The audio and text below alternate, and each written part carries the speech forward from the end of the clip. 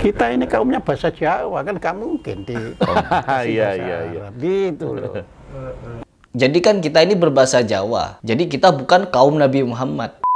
Berarti Nabi Muhammad itu hanya untuk orang Arab loh. Sampean loh ya. Hasil moco loh ya.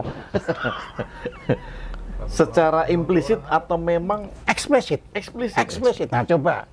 Lah inilah persoalan tadi kan. Persoalan politik. Ada manusia yang kepengen dapat rezeki lewat nyebar agama itu. Ada orang yang pengen cuan dengan menyebarkan itu. Iya, gitu loh. Ada orang yang pengen cuan dengan menyebarkan itu. Iya, gitu. Oh, jadi dia menuduh para ulama, dia menuduh wali songo, dia menuduh para imam mazhab menyebarkan ajaran Islam ini hanya untuk uang. A'udzubillahi minasyaitonirrajim. Bismillahirrahmanirrahim. Teman-teman, di video ini saya ingin menanggapi salah satu pernyataan seorang ustadz. Ini katanya seorang ustadz tetapi memberikan statement yang ngawur di tengah masyarakat, di tengah umat muslim tentunya. Dia menyatakan bahwa Islam ini sebenarnya bukan untuk bangsa Indonesia, bukan untuk bangsa-bangsa yang lain, tetapi Islam ini hanya untuk bangsa Arab. Baik teman-teman, tidak perlu panjang lebar, mari kita simak seperti apa dari pernyataan yang katanya diakui Ustadz. Polemik politik, jadi polemiknya itu polemik politik, ya kan? Jadi nuansanya itu sudah bukan nuansa istilahnya kejujuran ilmiah, kan gitu kan. Oke, berbicara tentang kejujuran ya teman-teman. Jadi di sini kita disuruh jujur-jujuran, jangan menutup-nutupi yang sebenarnya. Karena di Al-Quran itu banyak yang ditutup-tutupi oleh para ulama katanya. Ulama banyak yang berdusta, kata orang ini. Sama kan ada teman saya ya yang setelah ngaji, ya kan. Ngaji. Ya, saya tunjukkan. Ya kan? Kalau kita ini jujur, nah kan gitu. Jujur. Kalau kita ini jujur. Persoalannya kan manusia itu banyak yang tidak jujur. Ya. Ya. Kalau kita ini jujur, sampean cukup berani membaca surat 14 ayat 4. Saya katakan Surat Ibrahim, surah Ibrahim ya ayat keempat. Berani membaca surat 14 ayat 4. Saya katakan gitu. Oh, dia baca komputer, HP-nya kan. Oh iya ya. Berarti Nabi Muhammad itu hanya untuk orang Arab loh. Sampean loh ya. Hasil moco loh ya. Secara implisit atau memang Eksplisit. Eksplisit. Nah coba. Sini kan ada Al-Qur'annya, coba dibuka.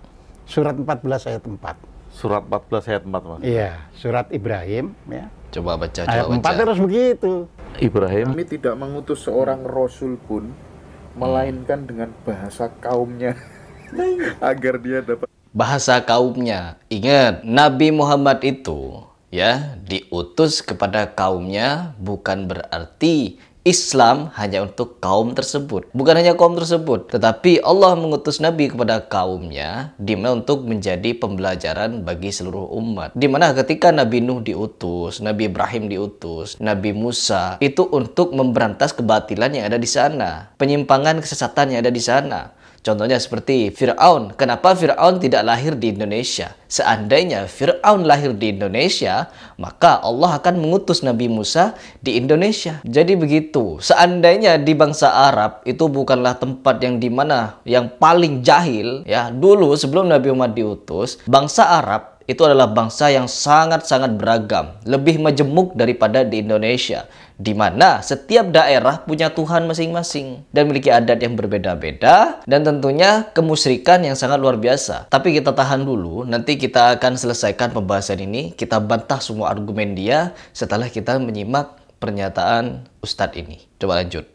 Kita ini kaumnya bahasa Jawa, kan nggak mungkin di Iya. Arab. Gitu loh.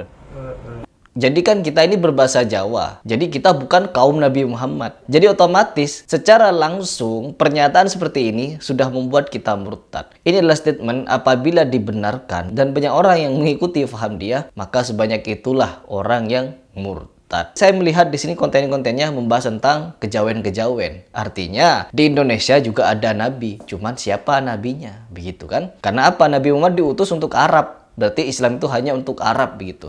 Indonesia agak patut untuk belajar Islam karena nabinya bukan Nabi Muhammad, mau bikin nabi sendiri. Ngaco kalau menurut saya. eksplisit itu. Waduh. Terus kok gitu, Pak? Kita ini jadi memeluk. Lah inilah persoalan tadi kan.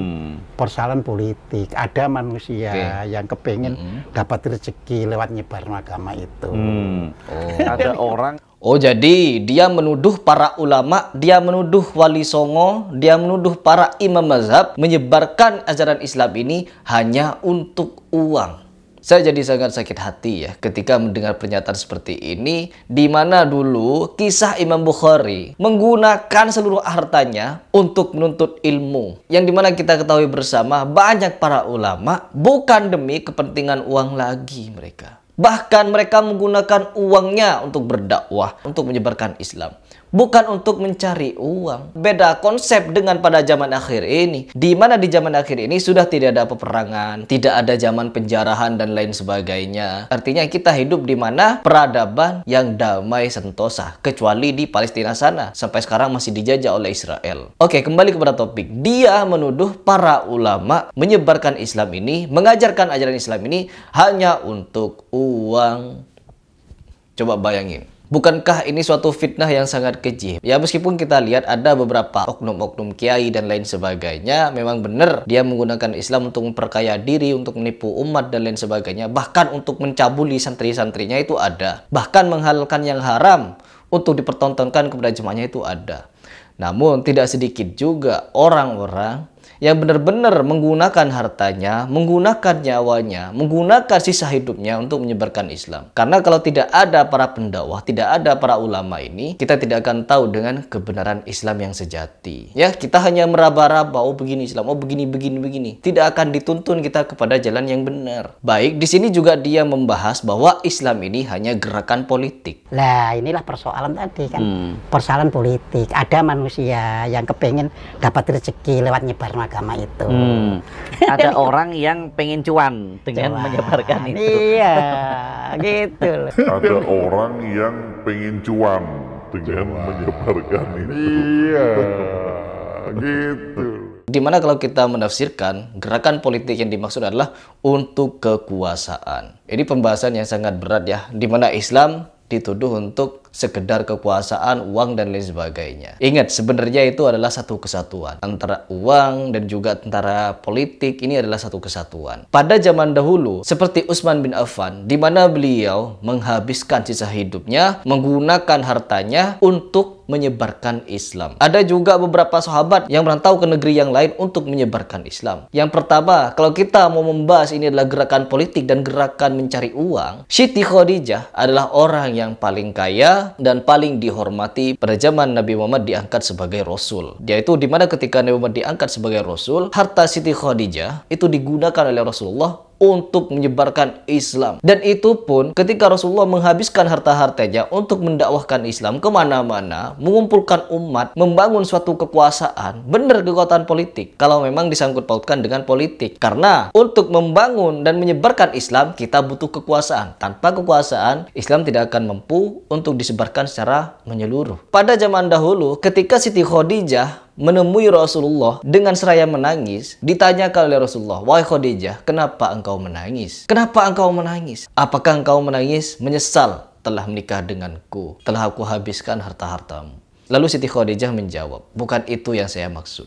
"Lantas apa?" kata Rasulullah. Lalu menjawablah Siti Khadijah sambil menangis bahwa dia menangis bukan karena hartanya habis, karena dipakai Rasulullah di dalam berjihad, berdakwah dan menyebarkan Islam kemana-mana, membangun peradaban Islam, membangun fasilitas-fasilitas untuk kaum muslimin belajar. Tetapi Siti Khadijah menangis karena hartanya habis sebelum Islam tersebar ke penjuru dunia. Jelas di sini ya, bahwa perjuangan Siti Khadijah itu sangat luar biasa, bukan cuma nyawanya, tetapi mengorbankan hartanya demi Islam itu bisa tersampaikan kepada kita semua. Islam rahmatan lil alamin, bukan rahmatan untuk orang Arab saja. Jadi di sini adalah salah tafsir orang ini mengenai surat Ibrahim ayat keempat tadi, bahwa tidaklah Allah itu mengutus seorang nabi kepada kaum yang mengerti bahasanya. Ya, jadi kalau kita menelaah perkataan si Ustadz ini bahwa Allah mengutus Rasul kepada suatu kaum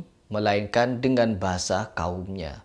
Ya, bahasa kaumnya di Arab Saudi sana bukan semerta-merta bahasa Arab itu hanya salah satunya. Bangsa Arab itu banyak juga bahasanya, teman-teman. Sama dengan di Indonesia. Di Indonesia ada bahasa Aceh, ada bahasa Sumatera, ada bahasa Minang, ada bahasa Jawa, ada bahasa Sunda, Bali, Kalimantan, dan lain sebagainya. Setiap daerah memiliki bahasanya masing-masing. Tidaklah mungkin Allah mengutus seorang nabi kepada suatu kaum, misalkan kaum etnis Jawa. Di Jawa ada nabinya loh, di Sumatera ada nabinya loh, di Aceh ada nabi. Ada nabi masing-masing nanti. Betapa ribetnya Allah menurunkan banyak nabi di situ. Ya, di Jawa pernah ada nabi, di sini pernah ada nabi dan lain sebagainya. Nabi yang mengajarkan tauhid, tetapi nabi untuk rahmatan lil alamin, yaitu Nabi Muhammad. Di mana kita memaknai rahmatan lil alamin ini meyakini bahwa Islam akan menyebar ke seluruh penjuru dunia. Dan buktinya benar-benar kejadian. Baik, semoga ini bisa mencerahkan dan bisa membantah argumen-argumen